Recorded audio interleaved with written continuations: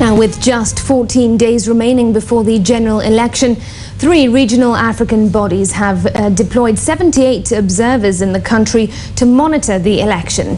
The observers are drawn from all the East African countries, excluding Kenya.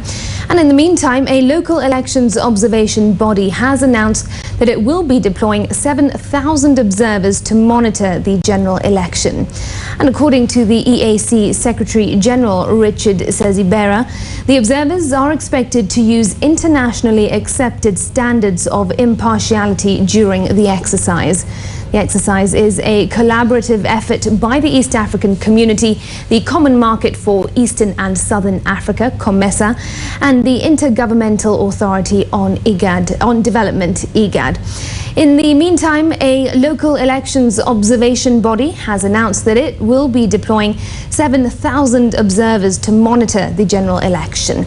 And the Election Observation Group, ELOG, which is made up of 18 non-political entities, has announced that it has deployed a system to tally the results in selected polling centres in the country, whose results will be used to give projections of the final results. The election in an independent and impartial manner. The observers will monitor campaign activities, media coverage, the legislative framework and its implementation, the work of the election administration and relevant government bodies, as well as the resolution of election disputes. While expressing confidence that Kenyans will have peaceful elections, the community also encouraged Kenyans to come out in large numbers to vote, noting that a well-conducted electoral process was central in any democracy. Kenya is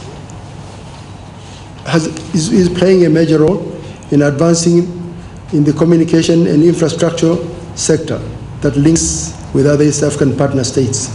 The exercise, which is a collaborative effort by the East African Community, the Common Market for Eastern and Southern Africa, COMESA, and Intergovernmental Authority on Development, IGAD, is just one of the many that the international community is undertaking to monitor the election.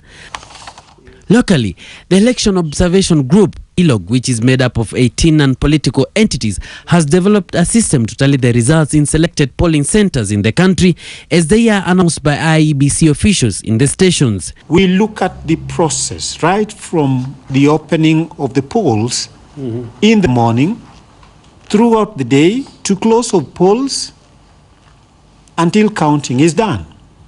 And therefore, in that regard, we are able to speak to the quality of the process itself. ELOG has, however, made it clear that it does not intend to announce the results, an exercise which is a preserve of the IEBC, but rather the results that they will get will be used to give projections of the final results. These efforts are expected to ensure that the much anticipated poll is conducted in a manner which is free, fair and peaceful. Peter Mwangangi, NTV.